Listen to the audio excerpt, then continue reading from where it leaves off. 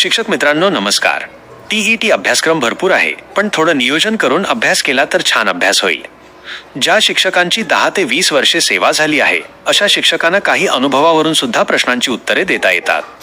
विचार करणे, अंदाज बांधणे, तर्क करणे यावरती सुद्धा प्रश्न असतात. त्यामुळे थोडासा अभ्यास करूनही जास्तीत जास्त प्रश्नपत्रिका सोडवणे. बाकीची 3 पर्याय का चूक, एकच का बरोबर आहे याबद्दल जास्त स्पष्टीकरण मिळवले तर पेपर सोडण्यास सर्व शिक्षकांना सोपा होईल. अशाच धर्तीवर मी व्हिडिओ बनवत आहे. चला तर मित्रांनो, आपण वळूया आपल्या आजच्या प्रश्नावलीकडे. आपण टीट शिक्षक पात्रता परीक्षासाठी बालमानशास्त्र व अध्यापनशास्त्र या विषयावरील तार्किक प्रश्नांचा सराव करूया. प्रश्न 1. वर्गामध्ये एखादा विद्यार्थी वारंवार प्रश्न विचारून अध्यापनात अडथळा निर्माण करत असेल तर शिक्षक म्हणून तुमची पहिली तार्किक प्रतिक्रिया काय असेल? अ. त्याला वर्गाबाहेर जाण्यास सांगणे. ब. त्याच्या प्रश्नांकडे दुर्लक्ष करून शिकवणे सुरू ठेवणे. क.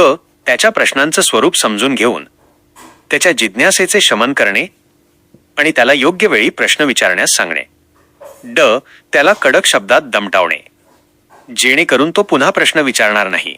उत्तर पर्याय सी हे अगदी बरोबर आहे. येथे सर्व पर्यायांचे तार्किक स्पष्टीकरण दिले आहे. पर्यायांचे स्पष्टीकरण. ए. त्याला वर्गाबाहेर जाण्यास सांगणे हा नकारात्मक दृष्टिकोन आहे. यामुळे विद्यार्थ्याच्या शिकण्याच्या प्रक्रियेत अडथळा आता आणि त्याच्या मनात शिक्षकांबद्दल भीती किंवा राग निर्माण होऊ शकतो. हे बालकेंद्रित शिक्षणाच्या नियमांच्या विरुद्ध आहे. बी. त्याच्या प्रश्नांकडे दुर्लक्ष करणे. दुर्लक्ष केल्यामुळे विद्यार्थ्याची जिज्ञासा क्युरिओसिटी मरून जाते. तसेच जर त्याचे प्रश्न महत्त्वाचे असतील तर इतर विद्यार्थ्यांचेही नुकसान होऊ शकते. सी. प्रश्नांचे स्वरूप समजून घेणे योग्य उत्तर.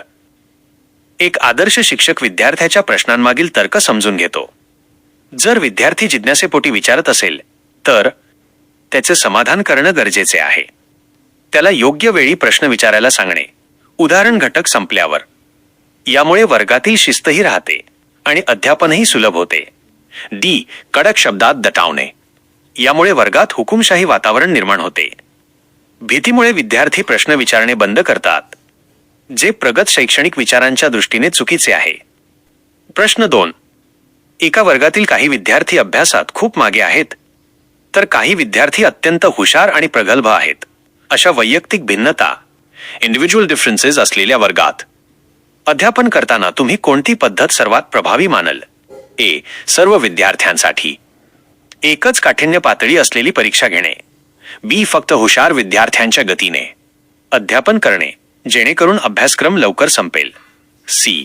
मागासलेल्या विद्यार्थ्यांना वेगळ्या वर्गात बसवणे. डी. अध्यापनात विविध शैक्षणिक साधनांचा वापर करून विद्यार्थ्यांच्या क्षमतेनुसार गट पाडून त्यांना स्तरानुसार मार्गदर्शन करणे. उत्तर पर्याय डी हे अगदी बरोबर आहे. सर्व पर्यायांचे सविस्तर स्पष्टीकरण दिले आहे.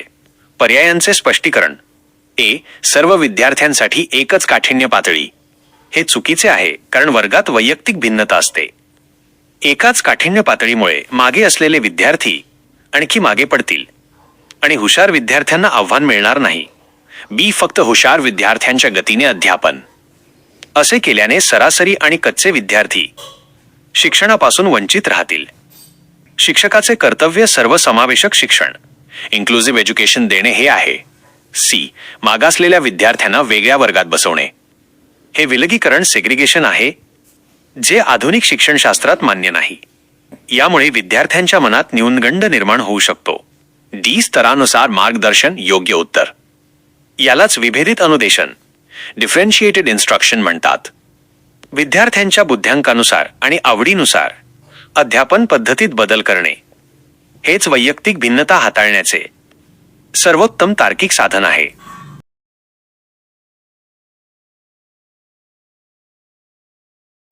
प्रश्न 3. एका वर्गातील तिसरीचा विद्यार्थी बी डॅशला डी लिहितो आणि वसला सॉ वाचतो. त्याला खालीलपैकी कोणत्या प्रकारची समस्या असण्याची शक्यता आहे? A. Dyslexia dyslexia. B. Dysgraphia dysgraphia. C. Dyscalculia dyscalculia. D. ADHD OADHD. बरोबर उत्तर पर्याय ए डिस्लेक्सिया हे आहे. चला आपण सर्व पर्यायांचे सविस्तर स्पष्टीकरण पाहूया, जेणेकरून परीक्षेच्या दृष्टीने तुमची संकल्पना स्पष्ट होईल. पर्यायांचे स्पष्टीकरण. ए डिस्लेक्सिया डिस्लेक्सिया. योग्य उत्तर. ही वाचनाशी संबंधित अक्षमता आहे. यामध्ये मूल अक्षरांमध्ये गोंधळ करते. उदाहरण, बी आणि डी मधील फरक न समजणे किंवा शब्दांचा क्रम उलटा वाचते. उदा, वसला सॉ वाचणे. याला वाचन दोष असेही म्हणतात. बी डिस्ग्राफिया डिस्ग्राफिया. हा लेखनाशी संबंधित दोष आहे. ज्या विद्यार्थ्यांचे अक्षर अत्यंत खराब असते, जे ओळीत लिहू शकत नाहीत किंवा ज्यांना लिहिताना शारीरिक त्रास होतो, त्यांना डिस्ग्राफिया असतो. C dyscalculia dyscalculia. हा गणिताशी संबंधित दोष आहे. अंक ओळखणे, बेरीज वजाबाकी करणे किंवा घड्याळातील वेळ समजून घेणे यामध्ये अडचणी येणाऱ्या मुलांना हा त्रास असतो. D ADHD ADHD. याचे पूर्ण नाव attention deficit hyperactivity disorder आहे. यामध्ये मूल एका जागी स्थिर बसू शकत नाही आणि त्याचे लक्ष विचलित होते. हे वाचनाशी संबंधित नाही तर वर्तणुकीशी संबंधित आहे. प्रश्न 4. अध्यापन अध्ययन प्रक्रियेत प्रबलीकरण रिइन्फोर्समेंटचा वापर करताना जर एखादा विद्यार्थी योग्य उत्तर देत असेल तर शिक्षकाने काय करणे सर्वात जास्त तार्किक ठरेल? ए त्याला वर्गासमोर उभे करून शिक्षा करणे. बी त्याच्याकडे दुर्लक्ष करून पुढच्या विद्यार्थ्याला प्रश्न विचारणे. सी त्याला शाब्दिक शाबासकी देणे किंवा त्याचे कौतुक करणे. डी त्याला पैशांचे बक्षीस देणे. उत्तर पर्याय सी हे अगदी बरोबर आहे. येथे सर्व पर्यायांचे तार्किक स्पष्टीकरण दिले आहे. पर्यायांचे स्पष्टीकरण. ए शिक्षा करणे हे पूर्णपणे चुकीचे आहे. जेव्हा विद्यार्थी योग्य उत्तर देतो तेव्हा शिक्षा केल्याने त्याच्या शिकण्याच्या प्रेरणेवर नकारात्मक परिणाम होतो आणि तो पुन्हा उत्तर देण्याचे धाडस करणार नाही. बी दुर्लक्ष करणे. दुर्लक्ष केल्यामुळे विद्यार्थ्याला त्याच्या प्रयत्नांची पोचपावती मिळत नाही. प्रबलीकरण रिइन्फोर्समेंट प्रक्रियेत प्रतिसाद न मिळणे हे अध्ययनाचा वेग मंदावण्यास कारणीभूत ठरते. सी शाब्दिक शाबासकी योग्य उत्तर. BF स्किनर यांच्या अभिरूप अभिसंधान ऑपरेंट कंडिशनिंग सिद्धांतानुसार जेव्हा एखाद्या चांगल्या कृतीला सकारात्मक प्रबलीकरण, उदाहरण शाबासकी, स्मितहास्य किंवा कौतुक मिळते, तेव्हा ती कृती पुन्हा घडण्याची शक्यता वाढते. यामुळे विद्यार्थ्याचा आत्मविश्वास वाढतो. डी पैशांचे बक्षीस देणे. शालेय स्तरावर बाह्य प्रलोभने किंवा पैशांचे बक्षीस देणे हे तार्किक नाही. यामुळे विद्यार्थ्याची वृत्ती केवळ बक्षिसासाठी शिकण्याची होऊ शकते, ज्ञानासाठी नाही. प्रश्न 5. एखादा कठीण विषय शिकवताना शिक्षकाने प्रथम त्याचे छोटे छोटे भाग करून ते समजावून सांगावेत आणि नंतर संपूर्ण विषयाची सांगड घालावी. या पद्धतीला मानसशास्त्रात काय म्हणतात? ए विगमन पद्धत इंडक्टिव्ह मेथड. बी विश्लेषण पद्धत एनालिसिस मेथड. सी संश्लेषण पद्धत सिंथेसिस मेथड. डी उद्गामी पद्धत. बरोबर उत्तर पर्याय बी विश्लेषण पद्धत. या दोन पद्धतींमध्ये विश्लेषण आणि संश्लेषण अनेकदा गोंधळ होतो, त्यामुळे त्यांचं स्पष्टीकरण नीट समजून घेऊया. पर्यायांचे स्पष्टीकरण. ए वेगमन पद्धत. Inductive method. यामध्ये प्रथम उदाहरणे दिली जातात आणि त्यावरून नियम किंवा सिद्धांत तयार केला जातो. उदाहरण, आधी पावसाचे अनुभव सांगणे आणि मग बाष्पीभवनाचा नियम शिकवणे. बी विश्लेषण पद्धत. Analysis method. योग्य उत्तर. या पद्धतीत एखाद्या जटिल किंवा कठीण विषयाचे लहान लहान भाग कॉम्पोनेंट्स केले जातात. फोडा आणि शिका या तत्वावर ही पद्धत आधारित आहे. यामुळे कठीण संकल्पना समजणे सोपे जाते. सी संश्लेषण पद्धत. Synthesis method. ही विश्लेषणाच्या अगदी उलट आहे. यामध्ये विखुरलेले छोटे भाग एकत्र करून एक पूर्ण विचार मांडला जातो. प्रश्नात विचारले होते की प्रथम छोटे भाग करणे, म्हणून हे उत्तर येणार नाही. डी उद्गामी पद्धत. ही विगमन पद्धतीचेच दुसरे नाव आहे.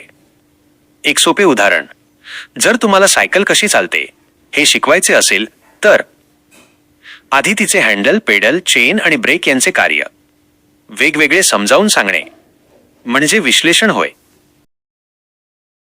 प्रश्न 6. हार्वर्ड गार्डनर यांच्या बहुविध बुद्धिमत्ता. मल्टिपल इंटेलिजन्सेस. सिद्धांतानुसार ज्या व्यक्तीला स्वतःच्या भावना, प्रेरणा आणि इच्छा समजून घेण्याची उत्तम क्षमता असते, तिच्याकडे कोणती बुद्धिमत्ता असते? ए. आंतरवैयक्तिक बुद्धिमत्ता. Interpersonal intelligence. बी. अंतस्थ वैयक्तिक बुद्धिमत्ता. Intrapersonal intelligence. सी. भाषिक बुद्धिमत्ता. Linguistic intelligence. डी. तार्किक गणिती बुद्धिमत्ता. Logical mathematical intelligence. उत्तर पर्याय बी हे अगदी बरोबर आहे. येथे सर्व पर्यायांचे सविस्तर स्पष्टीकरण दिले आहे, कारण इंटरपर्सनल आणि इंट्रापर्सनल मध्ये अनेक विद्यार्थी गोंधळतात. पर्यायांचे स्पष्टीकरण. ए. आंतरवैयक्तिक बुद्धिमत्ता. Interpersonal intelligence. ही क्षमता इतर व्यक्तींना समजून घेण्यासाठी वापरली जाते. उदा. राजकारणी, समुपदेशक, काउन्सलर्स किंवा शिक्षक. त्यांना इतरांच्या भावना आणि विचार लवकर समजतात. बी. अंतस्थ वैयक्तिक बुद्धिमत्ता. Interpersonal intelligence. योग्य उत्तर. यात इंट्रा म्हणजे स्वतःच्या आत. ज्या व्यक्तीला स्वतःचे सामर्थ्य, कमतरता, भावना आणि प्रेरणा यांचे अचूक ज्ञान असते, तिच्याकडे ही बुद्धिमत्ता असते. उदा. तत्वज्ञ, लेखक किंवा आध्यात्मिक गुरु. सी. भाषिक बुद्धिमत्ता. Linguistic intelligence. शब्दांचा प्रभावी वापर करण्याची क्षमता. उदा. कवी किंवा वक्ते. डी. तार्किक गणिती बुद्धिमत्ता. Logical mathematical intelligence. तर्कसंगत विचार आणि अंकगणितीय समस्या सोडवण्याची क्षमता. प्रश्न 7. एखाद्या व्यक्तीला सायकल चालवता येते, त्यामुळे तिला मोटारसायकल शिकताना मदत होते. हे खालीलपैकी कोणत्या प्रकारचे अध्ययन संक्रमण आहे? ए. शून्य संक्रमण. Zero transfer. बी. नकारात्मक संक्रमण. Negative transfer. सी. धनात्मक संक्रमण. Positive transfer. डी. क्षितिज समांतर संक्रमण. Horizontal transfer. बरोबर उत्तर पर्याय सी. धनात्मक संक्रमण हे आहे. येथे सर्व पर्यायांचे स्पष्टीकरण दिले आहे, जेणेकरून अध्ययन संक्रमणाचे ट्रान्सफर ऑफ लर्निंग प्रकार तुमच्या लक्षात येतील. पर्यायांचे स्पष्टीकरण. ए. शून्य संक्रमण. Zero transfer. जेव्हा आधी शिकलेल्या गोष्टीचा नवीन गोष्ट शिकताना काहीही उपयोग होत नाही किंवा अडथळाही येत नाही. उदा. गणित शिकल्याचा उपयोग स्वयंपाक शिकताना होत नाही. बी. नकारात्मक संक्रमण. Negative transfer. जेव्हा आधी शिकलेली गोष्ट नवीन गोष्ट शिकताना अडथळा निर्माण करते. उदा. मराठी टायपिंग शिकलेल्या व्यक्तीला इंग्रजी टायपिंग करताना जुन्या सवयीमुळे त्रास होणे. सी. धनात्मक संक्रमण. Positive transfer. योग्य उत्तर. जेव्हा आधी मिळवलेले ज्ञान किंवा कौशल्य नवीन गोष्ट शिकताना मदत करते.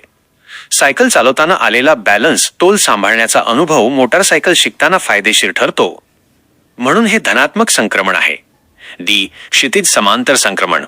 Horizontal transfer. जेव्हा एकाच पातळीवरील दोन गोष्टींमध्ये संक्रमण होते. उदा. गणितातील बेरीज वजाबाकीचा उपयोग करून विज्ञानातील साधी उदाहरणे सोडवणे. प्रश्न 8. प्रभावी अध्यापनासाठी दृकश्राव्य ऑडिओ व्हिज्युअल साधनांचा वापर करणे का आवश्यक मानले जाते? ए. यामुळे शिक्षकांचे कष्ट कमी होतात. बी. यामुळे वर्गातील मुलांचे मनोरंजन होते. सी. यामुळे एकापेक्षा जास्त ज्ञानेंद्रिय कार्यरत होतात आणि अध्ययन अधिक काळ स्मरणात राहते. डी. शाळेची प्रगती दाखवण्यासाठी याचा वापर केला जातो. उत्तर पर्याय सी हे अगदी बरोबर आहे. येथे सर्व पर्यायांचे तार्किक स्पष्टीकरण दिले आहे. पर्यायांचे स्पष्टीकरण. ए. शिक्षकांचे कष्ट कमी होतात. हे अंशतः खरे असले तरी हे शिक्षणाचे मुख्य उद्दिष्ट नाही. साधनांचा वापर हा विद्यार्थ्यांना शिकवण्यासाठी असतो, शिक्षकांना आराम देण्यासाठी नाही. बी. मुलांचे मनोरंजन होते.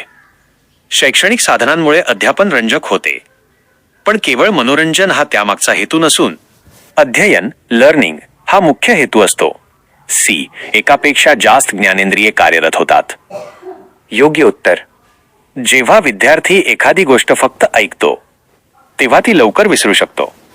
पण जेव्हा तो ती पाहतो आणि ऐकतो, ऑडिओ व्हिज्युअल, तेव्हा त्याचे डोळे आणि कान ही दोन्ही ज्ञानेंद्रिये सक्रिय असतात.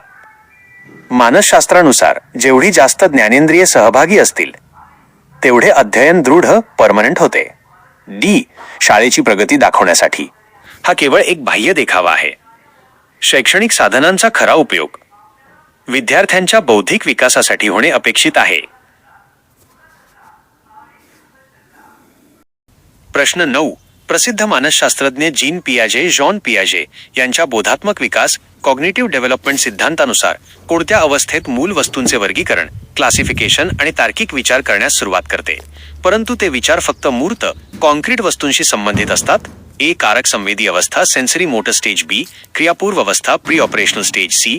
मूर्त क्रियात्मक अवस्था कॉन्क्रीट ऑपरेशनल स्टेज. डी. औपचारिक क्रियात्मक अवस्था फॉर्मल ऑपरेशनल स्टेज. बरोबर उत्तर पर्याय सी. मूर्त क्रियात्मक अवस्था हे आहे. जीन पियाजे यांच्या बोधात्मक विकास सिद्धांतातील या चारही अवस्था खूप महत्वाच्या आहेत. आपण त्यांचं सविस्तर स्पष्टीकरण पाहूया. पर्यायांचं स्पष्टीकरण. ए. कारक संवेदी अवस्था सेन्सरी मोटर स्टेज 0 ते 2 वर्षे. या अवस्थेत मूल फक्त आपल्या ज्ञानेंद्रियांद्वारे डोळे, कान, त्वचा आणि हालचालींद्वारे जगाचा अनुभव घेते. तार्किक विचार या काळात सुरू होत नाही. बी. क्रियापूर्व अवस्था प्री ऑपरेशनल स्टेज 2 ते 7 वर्षे. या अवस्थेत मूल चिन्हे आणि भाषा वापरू लागते, पण त्याचे विचार अहंकेंद्री इगोसेंट्रिक असतात. त्याला वस्तूंचे वर्गीकरण किंवा तर्क लावणे जमत नाही. सी. मूर्त क्रियात्मक अवस्था कॉन्क्रीट ऑपरेशनल स्टेज 7 ते 11 वर्षे. योग्य उत्तर. या अवस्थेत मुलामध्ये तार्किक विचार करण्याची क्षमता विकसित होते.